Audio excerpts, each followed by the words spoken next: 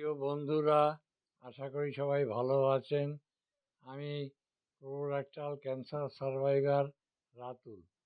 আমার 2020-তে একবার অপারেশন হয়েছে, রেকটাল অপারেশন। তখন আমাকে অনেকেই ভেবেছিল যে আমি হয়তো আর বাঁচব না। আমার চেহারা প্রচণ্ড অবনতি হয়, ওয়েট লস, অনেক কিছু হয়েছিল। তারপর লকডাউন পিরিয়ড ছিল, পিরিয়ডটা খুব সাংঘাতিক ছিল। আমার বাড়ি হাবড়া। আমি এখান থেকে নেতাজি গড়িয়াতে যাতায়াত করা আমার পক্ষে অসম্ভব ছিল। তাও অনেক ডাক্তারের সাহায্য মতো আমি প্রথমেই নাম নেব অনুপম দত্ত স্যার। উনি আমাকে যথেষ্ট হেল্প করেছিলেন। তারপরে আমি ওখান থেকে সোমেন স্যারের কাছে আমাকে রেডিয়েশন করানোর পরে আমি সোমেন স্যার আমাকে অপারেশন করেন। তারপরে চেহারা খুবই খারাপ হয়েছিল। সোমেন স্যার তো আমার মেয়েকে বলেই দিয়েছিল বাড়িতে নিয়ে গিয়ে ভালো মন্দ খাওয়ান। যাই হোক, আমার মনের জোরটা খুব বেশি ছিল। আমি কোনো কিছুতেই ছোটোতেই কোনো দিন ভয় পাইনি। ভয় কী জিনিস সেটা আমি জানতাম না। আমি শুধু এটাই ভাবলাম যে ঈশ্বর আমাকে এই রোগ দিল, যাক, ঈশ্বরের যখন ইচ্ছা, উনি যা করেন, এর থেকে তো কত খারাপ রোগ কত লোকের হয়, হয়তো উনি রাখলে আমি থাকবো, উনি না রাখলে তো আমি জোর করে থাকতে পারি না।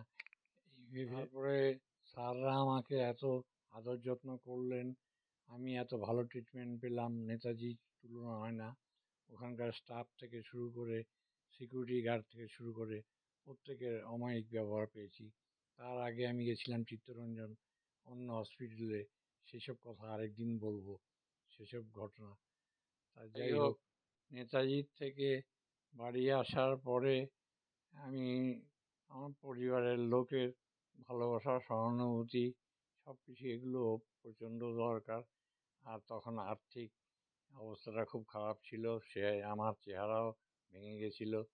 তখন অনুপম স্যার বললেন যে আগে রুগীকে সুস্থ করুন, তারপরে কেমো টেমো দেখা যাবে। তারপর যখন আমি পরে কেমোর কথা ভাবলাম, তখন আমার আর্থিক অবস্থা খুবই খারাপ। আর কোনো ট্রেন বাস চলে না, গাড়ি ভাড়া 2,500 টাকা দিয়ে হাবড়ার থেকে নেতাজিতে যাওয়া আমার পক্ষে সম্ভব না।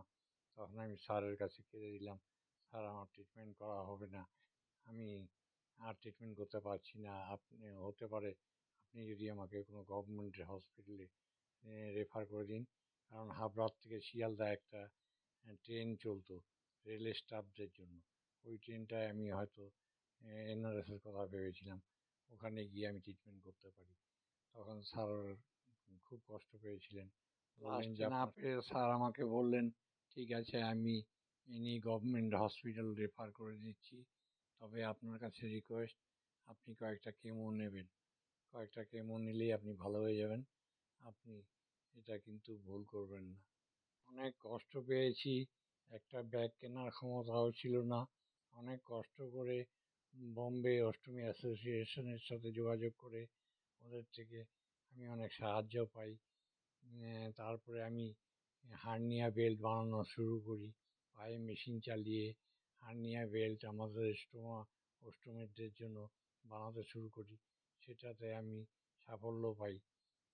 এরকম একটা পরিস্থিতি ছিল, একটা বাংলা দূরের কথা, হিন্দিতে অবধি একটা ভিডিও পেতাম না।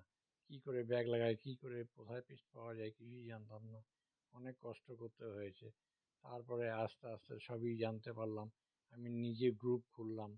আমি অন্য গ্রুপের 2-3টে গ্রুপের অ্যাডমিনও আমি রয়েছি। আমার ভারত বাদেও বাংলাদেশ, নেপাল, আরও অন্যান্য দেশেও আমার পরিচিতি বেড়ে গেল। আমি 6 বছর ভালো ছিলাম, এখনও ভালো আছি, কিন্তু আমার ভেতরে আবার ফুসফুসে আমার আবার দেখা দিয়েছে এই রোগটা, যার জন্য আমাকে বায়োপসি করে আবার কেমো নিতে হচ্ছে। কেমো নেওয়ার জন্য আমি গত 20 তারিখে ভর্তি হই, আর 25 তারিখে হসপিটাল থেকে আমি আসি। আবার আমাকে 3 তারিখে যেতে হবে ডাক্তার দেখিয়ে, ওপিডিতে দেখিয়ে ডাক্তারবাবুরা কী বলেন, আবার কটা কেমো নিতে হবে, কী করতে হবে, সেগুলো ডাক্তারবাবুরাই জানেন। আমি ভয় পাই না, ভয় রাখিও না মনের মধ্যে। ডাক্তারবাবুরা যেটা ভালো বোঝে সেটাই করবেন। আর আমি ডাক্তারবাবুদের উপর আস্থা রাখি। আজ এখানেই শেষ করছি, এরপর আবার দেখা হবে।